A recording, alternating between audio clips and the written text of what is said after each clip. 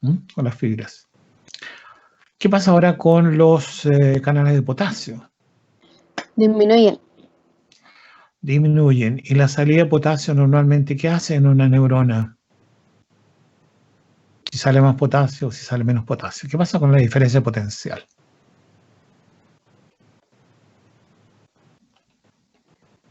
¿Recuerdan ustedes cuando vimos alguna vez potencial de reposo? Era fundamentalmente un potencial parecido al potencial de equilibrio del potasio. ¿Se acuerdan? Decíamos que la salida de potasio estaba condicionando digamos, en forma preferencial el nivel o la diferencia potencial a través de la membrana. Así que si sale más potasio, habrá mayor diferencia potencial, sale menos potasio, habrá Menos diferencia potencial, ¿verdad? Así que tiende hacia la depolarización. Consecuencia, todos estos cambios aumentan la excitabilidad y las descargas ectópicas, cargas ectópicas que nacen de este neuroma, que se está regenerando. Por lo tanto, van a aparecer estas descargas que significan dolor, pues.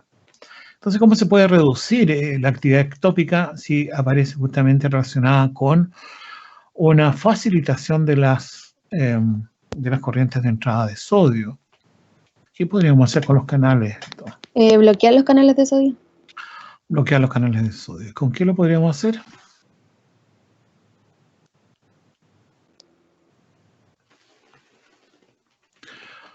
¿Con opioides? No tiene que ser un bloqueador del canal. Pues. Los opioides no hacen eso, ¿no es cierto?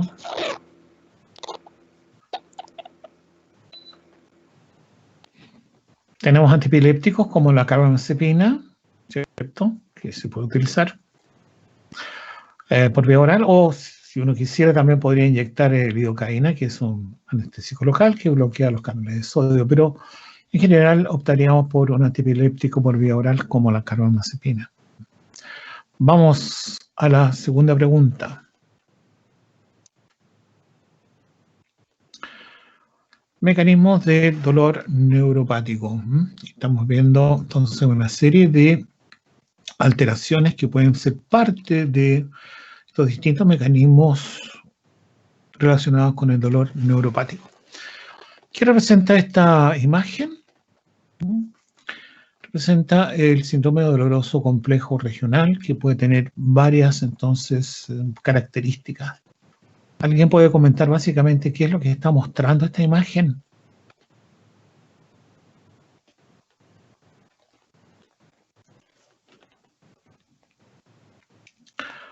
¿Es normal este acoplamiento del simpático eferente que está en negro con las fibras aferentes primarias de tipo C que aparecen acá?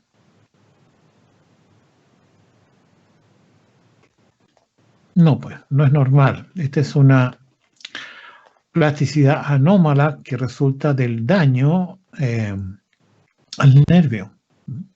Esto puede ocurrir, por ejemplo, por un trauma o intervención quirúrgica, en fin. O sea, aparece esta inervación al soma, por ejemplo, arriba, ¿no? De una eferente simpática, que está descrita experimentalmente. De modo que una descarga del simpático aquí, ¿qué es lo que va a producir? Va a producir estimulación de la fibra C, que va a llevar entonces la sensación de dolor hacia el cerebro. Pero además, esa actividad del simpático, ¿qué va a producir en la fibra en forma antidrómica?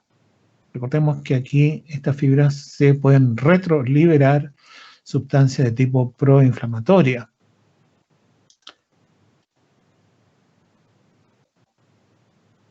¿Se libera noradrenalina? La noradrenalina la libera el simpático. Sí.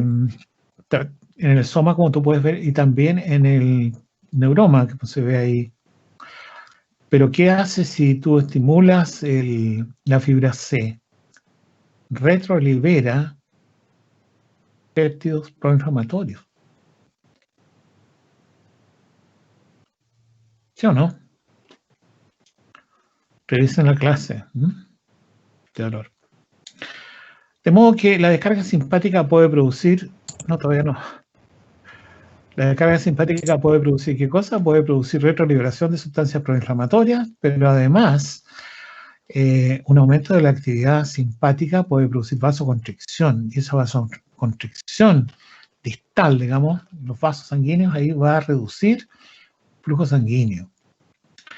Y esa reducción de flujo sanguíneo va a desplazar el metabolismo de tipo aeróbico en anaeróbico del lugar. Y eso va a producir ácido láctico, y la presencia de protones ahí también va a contribuir a estimular los nociceptores. Y esta vasoconstricción entonces va a disminuir la temperatura del lugar, si es que está activada, y los procesos inflamatorios pueden producir en algunos momentos vasodilatación, y pueden oscilar entonces estos vasos sanguíneos en estas dos situaciones, lo que puede alterar entonces las temperaturas observables en una extremidad afectada por este desorden. Vamos a la siguiente.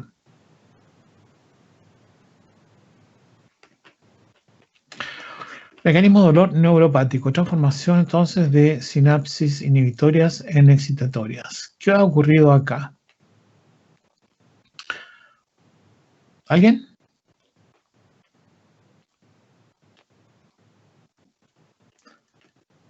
Cuadro A, ¿qué es lo que está mostrando ahí? Nos está mostrando un esquema que dice GABA, glicina, que están operando canales de cloruro.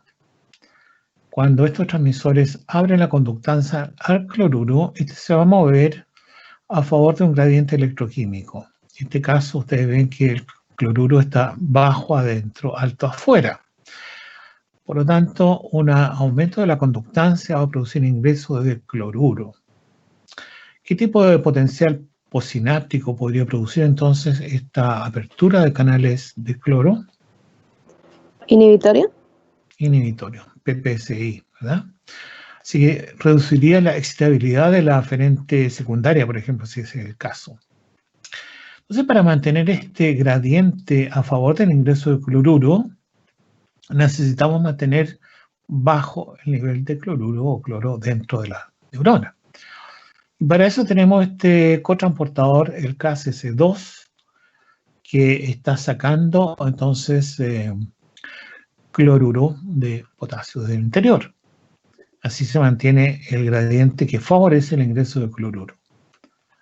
Pero en el encabezamiento de esta pregunta, ¿verdad?, vemos todos los mecanismos que hacen que se reduzca la expresión de este transportador. Por lo tanto, la salida de cloruro va a estar comprometida, y ustedes ven en la derecha ahí, se ha revertido el gradiente electroquímico. Entonces, una vez que los transmisores estos abren la conductancia, ahora lo que hacen ellos es simplemente facilitar el movimiento del cloruro, que se va a mover a favor de un gradiente electroquímico. Pero esta vez el gradiente electroquímico está invertido. Por lo tanto, de esta forma sale cloruro, y el potencial posináptico esta vez va a ser ¿de qué tipo? Excitatorio. Excitatorio. Listo. Vamos a la siguiente. ¿Qué tenemos acá? Tenemos otro de los mecanismos observables en el componente de dolor neuropático, que es la transmisión efáptica. Ustedes pueden ver ahí que se trata de interacción entre dos tipos de fibras sensitivas, A beta, tacto fino, y fibra de tipo C, ¿verdad?, que puede ser de temperatura, en este caso puede ser de dolor. ¿Qué tipo de interacción es esta entonces? Interacción a través de neurotransmisores. Eléctrica. Eléctrica, acoplamiento eléctrico entre ambos axones, ¿verdad? Ok, resulta que en este tipo de fibras justamente como producto del daño al sistema nervio, se pueden producir fibras que muestran un potencial oscilante subumbral que puede garantizar en algún momento unas descargas de potenciales de acción. Entonces, entre células vecinas, mientras más cerca estén, también se puede dar esta interacción de campos eléctricos que afecte, por ejemplo, la descarga y facilite la apertura de canales de sodio de la otra. Así que es una interacción de tipo eléctrica. Y se ha descrito como una explicación, por ejemplo, en daño producido, por ejemplo, por metabolismo alterado, como es la diabetes mellitus, neuropatía diabética. Vamos a la siguiente.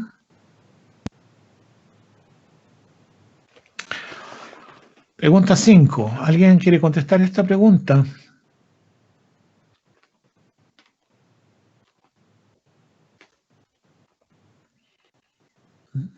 ¿Qué es el dolor fantasma entonces? O también sensaciones fantasmas. Es un fenómeno que se da entonces en algunas personas amputadas, no en todas, en que el paciente siente dolor, por ejemplo, en la parte que ya no tiene, en la extremidad. Bueno, eso puede ser explicado por un fenómeno habitual de proyección, ¿no? En que el cerebro interpreta las señales, las sensaciones como provenientes de ellas, aunque obviamente al cerebro están llegando señales eléctricas locales. Pero esa es la interpretación del cerebro. Entonces la pregunta es aquí, ¿cómo se puede explicar este dolor neuropático? ¿Dónde se genera? ¿Se genera en el muñón? Donde puede haber un neuroma, ¿verdad? Que está creciendo, regenerándose. ¿O es una sensación que puede ser producida a nivel espinal o supraespinal? ¿Cómo podríamos distinguir estos mecanismos?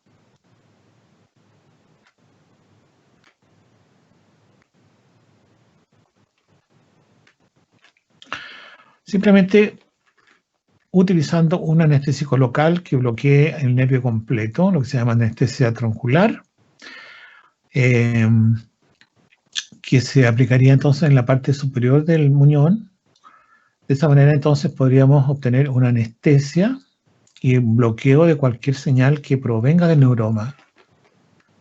Y si se siguen percibiendo sensaciones fantasmas, quiere decir que está siendo generada en una zona superior del sistema nervioso. Ahora, evidentemente que se ha descrito que sensaciones fantasmas pueden ser originadas en el propio neuroma, pero también pueden aparecer incluso cuando se ha anestesiado todas las aferencias sensoriales. De modo que en ese caso podríamos concluir también que hay señales que pueden partir desde el asta dorsal o de zonas incluso superiores. Inclusive se ha descrito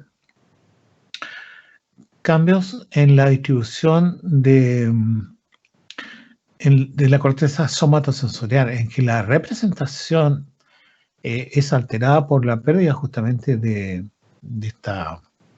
parte de esta extremidad.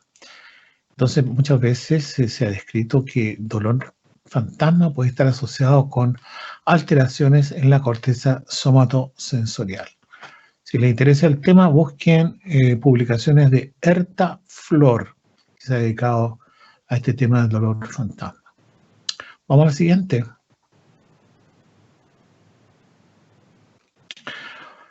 Neuralgia posherpética. ¿Cuándo ocurre?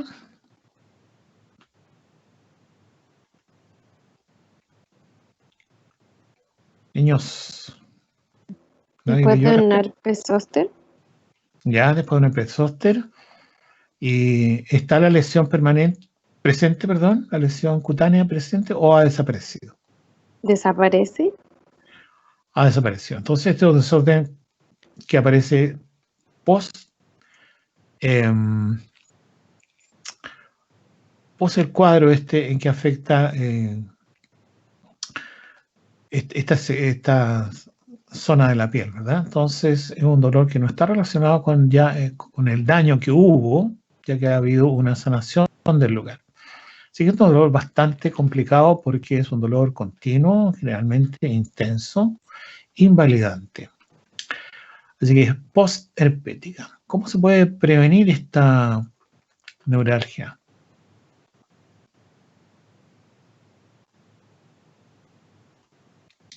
Si está presente la infección en la parte inicial de la infección del herpes zóster, se pueden utilizar fármacos antivirales, pero también existen las vacunas anti-herpes zóster.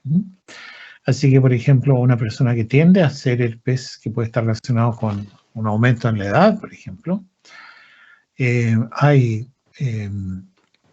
vacunas anti-herpes zóster que van a reducir entonces el cuadro de herpes zóster y también, por lo tanto, la degeneración hacia una neuralgia postherpética.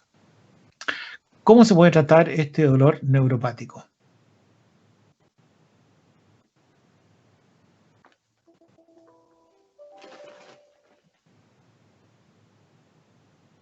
¿Qué tipo de tratamiento se puede hacer acá?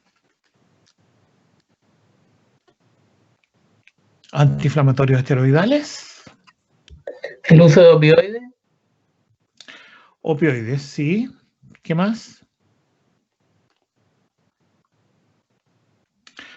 Tengan presente que los opioides, en este caso, son menos eficaces como analgésicos que cuando se utilizan para el tratamiento de dolor de tipo inflamatorio clásico, digamos.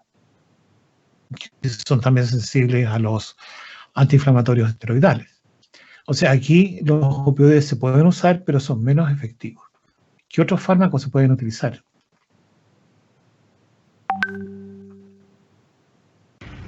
Antidepresivos tricíclicos. Antidepresivos tricíclicos como la imipramina, como la amitriptilina. ¿Qué más?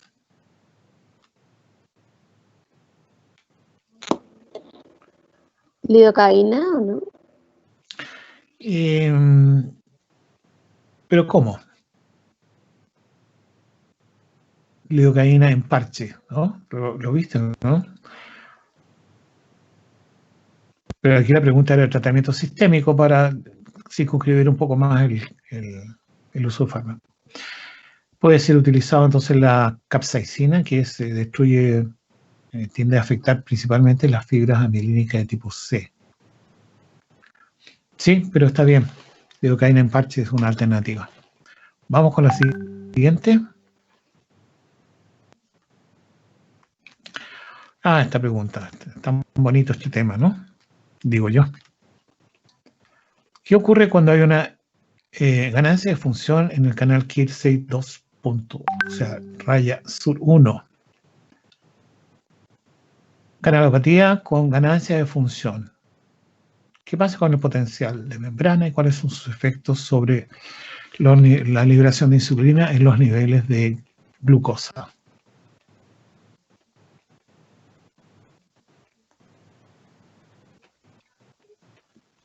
¿Disminuye la liberación de insulina? ¿Pregunta o afirmación? Afirmación. La afirmación, ¿verdad? Claro, una ganancia de función implica que va a estar hiperpolarizada la célula y no va a responder al aumento del nivel de ATP intracelular, que estaría relacionado justamente con el ingreso de glucosa a través de los llamados GLUT2. Así que ¿qué pasaría con la glicemia en este caso? Sube. Sube. Hiperglicemia. Hiperglicemia. ¿Y qué pasaría con la situación contraria entonces, cuando hay una pérdida de función de este canal KIR62 sur 1? Aumenta la insulina y disminuye la glicemia. ¿Una hipoglicemia? Claro, aumenta la liberación de insulina, habría una hiperinsulinemia con las consecuencias entonces que uno podría esperar. Vamos a la siguiente.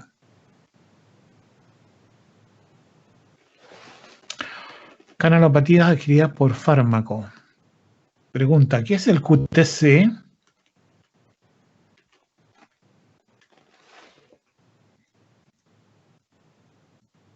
¿Nadie vio? ¿Qué significa QTC? Silencio en la noche. Ya, vamos. ¿Qué pasa con el intervalo QT en relación a la frecuencia cardíaca? ¿La duración del intervalo QT es siempre el mismo? No, No, ¿no es cierto? Mientras mayor la frecuencia cardíaca, el intervalo mayor. QT debe disminuir. Entonces, si queremos, por ejemplo, tenemos que saber que el intervalo QT, si se alarga, puede dar origen a una arritmia muy peligrosa que puede terminar con fibrilación ventricular en la torsada de Pointes. Entonces, hay personas que tienen un QT genéticamente determinado que es relativamente largo, y esta gente está en condiciones de ser más afectado por algunos fármacos que bloquean, por ejemplo, el canal HERG. Entonces tienen un QT alargado. Y si se alarga más, cuidado. Entonces, ¿cómo saber si esta persona tiene un QT dentro de un intervalo normal, o está alargado, o está corto, digamos? Para eso entonces hay que utilizar el concepto de QTC, que es el QT corregido. QTC corregido por la frecuencia cardíaca. Entonces busquen ustedes el QTC, la ecuación que dice el QTC o corregido es igual al intervalo QT medido en algún momento, dividido por la raíz cuadrada del intervalo RR. Entonces ahí tienen ustedes un QTC que ya pueden comparar con cifras que lo van a definir como normal o alargado o más corto. Los pacientes que tengan un QTC corregido mayor a 0,46, 0,47 segundos ya podrían estar, digamos, con mayor factibilidad de ser afectado por fármacos que disminuyen las corrientes repolarizantes, ya sea IKS o IKR. Particularmente entonces IKR, que es codificada por el canal HERG y que se ha dicho que es un canal bastante promiscuo, en el sentido que hay una lista larga de fármacos que pueden disminuir la salida de potasio y por lo tanto prolongar el QT. Si ustedes revisan un poco algunos fármacos que se sugirieron para el tratamiento del COVID-19, justamente habían algunos que podían prolongar el QT, y apareció entonces un video que yo les envié que decía, ojo con el QT. Vamos a la siguiente entonces. Pregunta 9. ¿Qué pasa con el bloqueo de rama izquierda en cuanto a la fuerza generada durante el sístole en ambas cámaras cardíacas?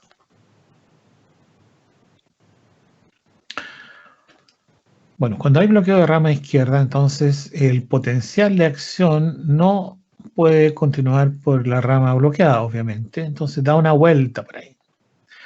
Y al dar la vuelta por un camino no habitual, búsquenlo, va a llegar con retraso al ventrículo izquierdo y se va a producir un asincronismo en la contracción del septum comparado con la pared propia del ventrículo izquierdo.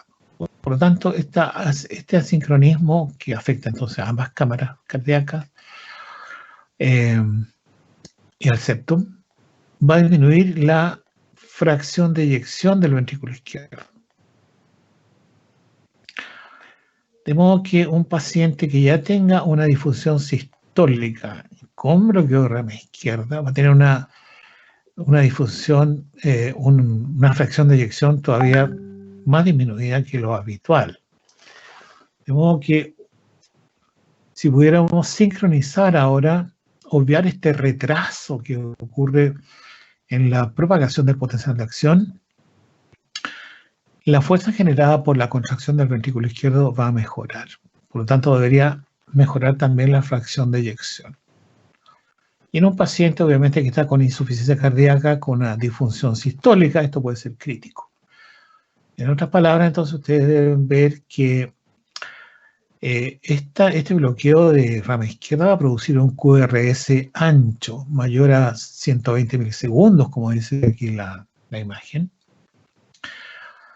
Y el paciente, entonces, con una estimulación sincrónica de ambas cámaras, ¿no?, que afecte también al septum, va a mejorar la fracción de eyección y podría entonces mejorar también su función hemodinámica, es decir, ser menos afectado por la patología que tiene de insuficiencia cardíaca.